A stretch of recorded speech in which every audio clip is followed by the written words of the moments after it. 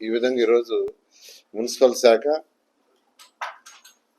ఖజానా ఖాళీ అయిపోయి ఉన్న 10 లక్షల కోట్ల అప్పుతో ఈరోజు రాష్ట్రాన్ని ముఖ్యమంత్రి గారు ముందుకు తీసుకుపోతున్న గత ప్రభుత్వం చేసిన అప్పుతో సంక్షేమ పథకాలు చేస్తూ మరొక పక్క డెవలప్మెంట్ చేస్తూ అదేవిధంగా యువతకు ఉద్యోగాలు వచ్చేదానికి అనేక ఇండస్ట్రీస్ని తీసుకొస్తూ ఈరోజు యువనాయకుడు ఆస్ట్రేలియాలో ఉన్నాడు, ముఖ్యమంత్రి గారు ఈరోజు దుబాయ్ పోతున్నాడు. ఇవన్నీ దేనికంటే అనేక ఇండస్ట్రీస్ని తీసుకొస్తే యువతకు ఉద్యోగాలు వచ్చేందుకు.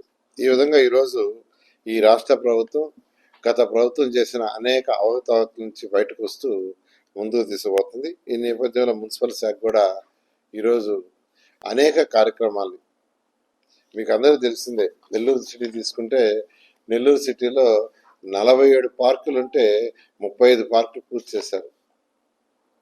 ఇంకొక 5 పార్కులు కూడా త్వరలో పూర్తి చేస్తున్నారు. ఎవరు ఊహించలా ఇన్ని పార్కులు పూర్తి చేస్తామని. ఎందుకంటే 28 డివిజన్లు ఉన్నాయి, 28 డివిజన్లో 47 పార్కులు ఉన్నాయి. అంటే దాదాపు ప్రతి డివిజన్కి యావరేజ్న 2 పార్కులు. స్కూల్స్ ఈరోజు విఆర్ఐ స్కూల్ ఏ విధంగా చేసాం, నెల్లూరులో ఉన్న ఆల్ హై స్కూల్స్ని రేపు జూన్ లోపల అదే విధంగా తయారు చేస్తున్నాం. ఇవి కూడా ఎవరు ఊహించలా. అదేవిధంగా ఈరోజు అండర్ గ్రౌండ్ డ్రైనేజ్, దానికి 165 కోట్ల యాక్చువల్ ముఖ్యమంత్రి గారు శాంక్షన్ చేశారు, అట్కోలోనే వచ్చింది. అదేవిధంగా నెల్లూరులో ఉన్న డ్రైన్స్, డ్రింకింగ్ వాటర్ ప్రాజెక్టు వాటికి మరొక నెల్లూరు కార్పొరేషన్ మొత్తానికి మరొక 600 కోట్ల యాక్చువల్గా శాంక్షన్ చేశారు.